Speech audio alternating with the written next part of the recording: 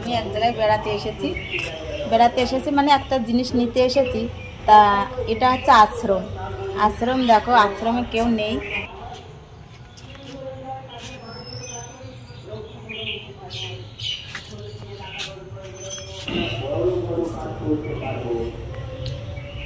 সুরিন ঘোষার আশ্রমে সুরিন ঘোষাই তো এখন মানে স্বর্গবাসী হয়ে গেছে, এখন আর কেউ নেই। ওনার মেয়েই পুজো টুজো দেয়, ওনার মেয়ে পরিষ্কার পরিচ্ছন্ন করে রাখে।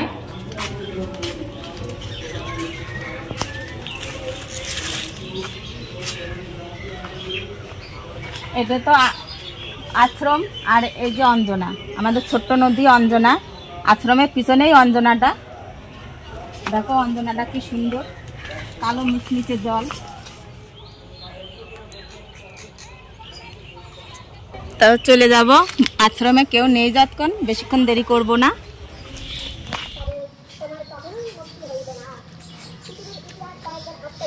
এই যে হচ্ছে গুনরির গাছ, এই পাতার অনেক গুণ আছে।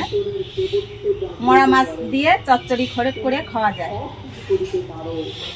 তা আমি ওই গাছের ডালটা ভেঙে নিয়ে যাব, বাড়িতে কেউ নেই তবুও নিয়ে যাব, কোনো অসুবিধা নেই, কেউ কিছুই বলবে না।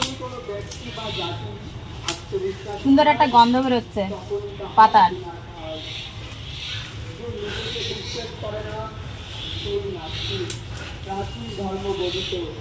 এগুলো নিয়ে যাব।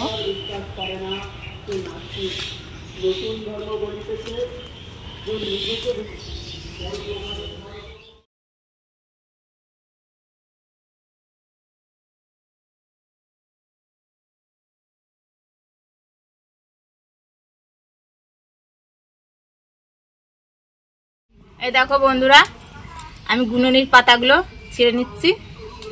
এই গাছের নাম গুনরি। আর গুনরির পাতা আমরা মাছ দিয়ে চচ্চড়ি, মাছের ঝোল আমরা খাই তেঁতুল দিয়ে। আর হচ্ছে এই গুনরির পাতা দিয়ে একটা চাটনি করেও খাওয়া যায়। আমরা অনেকবার খেয়েছি, আর তোমরা পারলে করে খেও। এই যে বন্ধুরা কাঁঠালের আটি দিয়ে আর গুনরির পাতা দিয়ে মাছ দিয়ে চচ্চড়ি করে খাবো।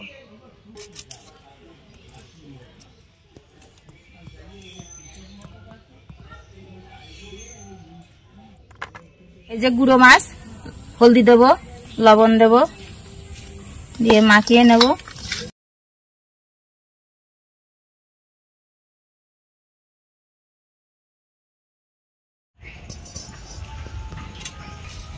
বন্ধুরা তেলটা দিয়ে দেব, তেলটা দিয়ে মাছটা ভেজে নেব।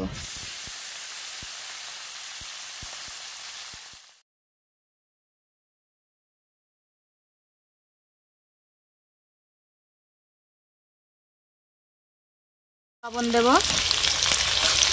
একটু হলুদ দেব, দিয়ে কাঁঠালের আটি আর লঙ্কাগুলো দিয়ে ভেজে নেব। বন্ধুরা আমার কাঁঠালের আটিটা ভাজা হয়ে গেছে, আমি এবার জলটা দিয়ে দেব।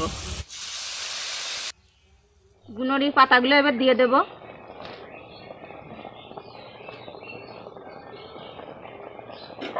একবারে মাছগুলোও দিয়ে দেব।